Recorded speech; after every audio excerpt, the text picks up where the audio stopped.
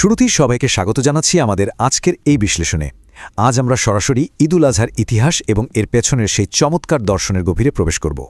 দেখুন, বাহ্যিক কিছু আচার অনুষ্ঠানের বাইরেও এই উৎসবের মাঝে লুকিয়ে আছে দারুণ এক ব্যক্তিগত আর নৈতিক বার্তা। আর আজ আমরা ধাপে ধাপে সেটি উন্মোচন করতে যাচ্ছি। এই যে ত্যাগের এত বড় একটা ঐতিহ্য, এটা কিন্তু শুধু অতীতের কোনো গল্প নয়, আমাদের বর্তমান জীবনের জন্য এটা এক বিশাল শিক্ষণীয় বিষয়। প্রথমেই চলুন একটা বিষয় একটু পরিষ্কার করে নিই। কুরবানি শব্দটির আক্ষরিক অর্থের দিকে যদি আমরা তাকাই, এর অর্থ দাঁড়ায় নৈকট্য অর্জন করা। ভাবুন তো বিষয়টা। এর মানে হলো আমরা যে ত্যাগের এই বাহ্যিক বা শারীরিক কাজগুলো দেখি, সেগুলো মূলত একটা আধ্যাত্মিক সংযোগ তৈরির বাহন মাত্র। অর্থাৎ কোনো এক উচ্চতর উদ্দেশ্যে স্রষ্টার একদম কাছাকাছি যাওয়ার জন্যই নিজের সবচেয়ে প্রিয় কিছু ত্যাগ করা, এটাই হলো আসল নৈকট্য। চলুন চলে যাই আমাদের প্রথম সেকশনে। ১. কোরবানির অর্থ প্রথাগত আচারের ঊর্ধ্বে। এই উৎসবের মূল ভিত্তি কিন্তু কেবল কিছু নির্দিষ্ট প্রথা পালনের মাঝেই সীমাবদ্ধ নয়, বরং এটি পুরোপুরি দাঁড়িয়ে আছে ত্যাগ, শর্তহীন আনুগত্য আর পরম বিশ্বাসের উপর।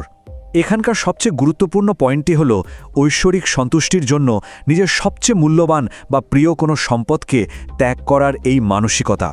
এই মৌলিক দর্শনটি প্রাচীনকালের সেই ঐতিহাসিক পরীক্ষার সাথে আমাদের আধুনিক যুগের ভেতরের সংগ্রামগুলোকে খুব সুন্দরভাবে কানেক্ট করে। এবার দেখি আমাদের দ্বিতীয় সেকশন। ২.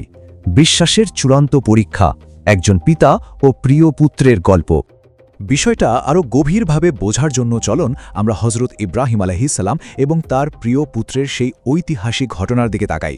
দীর্ঘ প্রতীক্ষার পর পাওয়া আদরের সন্তান, সেই সন্তানকে নিয়ে শুরু হলো এক অবাক করা ঘটনা, একটি গভীর স্বপ্নের মাধ্যমে। স্বপ্নে তিনি বারবার দেখতে লাগলেন যে তিনি তার নিজের এই আদরের সন্তানকেই কুরবানি করছেন। এখন নবীদের ক্ষেত্রে স্বপ্ন তো আর 10টা সাধারণ মানুষের মতো নয়, তাই না? এটা ছিল সরাসরি এক ঐশ্বরিক নির্দেশ।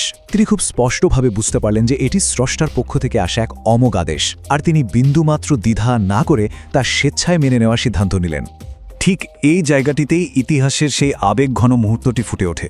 ভেবে দেখুন, একজন পিতা যখন তার পুত্রের কাছে এমন একটি স্বপ্নের কথা জানাচ্ছেন, তখন হযরত ইসমাইল যে উত্তরটি দিয়েছিলেন তা সত্যিই আমাদের বিস্মিত করে। এই অসাধারণ উক্তিটি প্রমাণ করে একজন পিতা এবং তার স্রষ্টার প্রতি একজন পুত্রের কতটা নিঃশর্ত সমর্পণ আর বিশুদ্ধ ভক্তি থাকতে পারে। এটা আসলেই কোনো সাধারণ ঘটনা ছিল না, বরং এক অভাবনীয় মাত্রার আনুগত্যের চূড়ান্ত নিদর্শন। চলে আসলাম তৃতীয় সেকশনে। ৩. ঐশ্বরিক সমাধান, নিরঙ্কুশ আত্মসমর্পণের মুহূর্ত। গল্পটি যখন একদম তার চূড়ান্ত নাটকীয় পর্যায়ে পৌঁছালো, ভাবুন একবার দৃশ্যটা। একজন পিতা সেই চরম আদেশের সামনে সম্পূর্ণ প্রস্তুত। জীবনের সবচেয়ে বড় সম্পদ, নিজের সন্তানকে তিনি শুইয়ে দিচ্ছেন। ঠিক সেই পরম মুহূর্তেই ঘটে এক ঐশ্বরিক হস্তক্ষেপ। পিতা আর পুত্রের সেই অবিশ্বাস্য মুক্তি আর আনুগত্য কিন্তু সাথে সাথেই গৃহীত হয়ে যায়, আর ইসমাইল আলাইহিস সালামের ঠিক পরিবর্তে জান্নাত থেকে পাঠানো হয় একটি দুম্বা। আর এভাবেই মূলত পশু কুরবানির এই যে বাহ্যিক প্রথা, তার সূচনা ঘটে। পবিত্র কুরআনের সূরা আস-সাফফাতের এই আয়াতটি পুরো ঘটনাটির সারমর্ম একদম নিখুঁতভাবে তুলে ধরে। এই পুরো প্রক্রিয়ার উদ্দেশ্য কখনোই কিন্তু প্রাণহানি ছিল না, বরং এটি ছিল আনুগত্য এবং বিশ্বাসের এক চূড়ান্ত পরীক্ষা। মানবজাতির জন্য একটি চিরস্থায়ী উদাহরণ তৈরি করাই ছিল এর মূল লক্ষ্য, যা এতগুলো বছর পরও আজও আমাদের পথ দেখাচ্ছে। এবার আমাদের চতুর্থ সেকশন। ৪.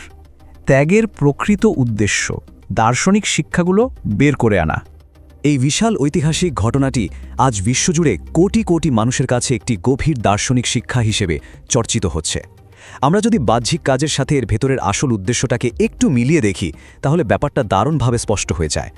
একদিকে রয়েছে পশু জবাই করা বা মাংস বিতরণের মতো শারীরিক কাজগুলো, আর ঠিক অন্যদিকে রয়েছে এর সত্যিকারের আধ্যাত্মিক উদ্দেশ্য, তাকওয়া বা আল্লাহ ভীতি অর্জন করা, আর নিজের ভেতরের সব অহংকার ও স্বার্থপরতাকে জবাই করা। এক কথায় বলতে গেলে আসল কুরবানিটা কিন্তু হয় আমাদের নিজের হৃদয়ে। তাহলে এখানকার সবচেয়ে গুরুত্বপূর্ণ পয়েন্টটি হল এই দর্শনের গভীরে যাওয়া। এই যে 4টি মূল শিক্ষা, ত্যাগ, তাকওয়া, মানবতা এবং আনুগত্য, এগুলো কুরবানিকে কেবল একটি ঐতিহাসিক প্রথা থেকে একটি সক্রিয় আর আমাদের চরিত্র গঠনের অনুশীলনে রূপান্তরিত করে। আর এই যে মাংস বিতরণের মাধ্যমে সমাজে আমরা একটা ভ্রাতৃত্ববোধ তৈরি করি, এটা কিন্তু মানবতার এক অনন্য দৃষ্টান্ত স্থাপন করে। চলে আসলাম আমাদের শেষ সেকশনে। ৫. আজকের পৃথিবীতে প্রাসঙ্গিকতা, আধুনিক বস্তুবাদের মাঝে প্রাচীন প্রজ্ঞার প্রয়োগ। এখন আপনাদের মনে প্রশ্ন আসতেই পারে, হাজার বছর আগের মরুভূমির সেই প্রাচীন গল্পটি কিভাবে আমাদের এই আধুনিক পৃথিবীর সাথে সরাসরি যুক্ত? দেখুন, আজকের এই স্বার্থপর আর বস্তুবাদী পৃথিবীতে কুরবানির প্রকৃত চেতনা কিন্তু এক দারুণ প্রতিষেধক হিসেবে কাজ করে। এটি মানবতাকে শেখায় অহংকার আর ব্যক্তিগত গর্ব পুরোপুরি ত্যাগ করে সমাজের অসহায় ও দরিদ্র মানুষদের পাশে দাঁড়াতে। এটি একদম সরাসরি আমাদেরকে আমাদের এই আত্মকেন্দ্রিক জগৎ থেকে বের করে আনে। আমাদের আজকের এই আয়োজনের একদম শেষে এসে একটি গভীর প্রশ্ন আমাদের সবাইকে ভাবিয়ে তোলে। আমরা আজ বাহ্যিকভাবে হয়তো অনেক কিছুই ত্যাগ করছি, কিন্তু আমরা কি সত্যিই আমাদের ভেতরের খারাপ দিকগুলোকে ত্যাগ করতে পেরেছি? সবশেষে এই কথাটি আমাদের মনে রাখতে হবে যে সবচেয়ে কঠিন আর সবচেয়ে চূড়ান্ত কুরবানিটি কিন্তু সবসময় নিজের অন্তরের ভেতরেই দিতে হয়, আর সেটি হলো আমাদের নিজেদের ইগো, লোভ আর অহংকারের কুরবানি।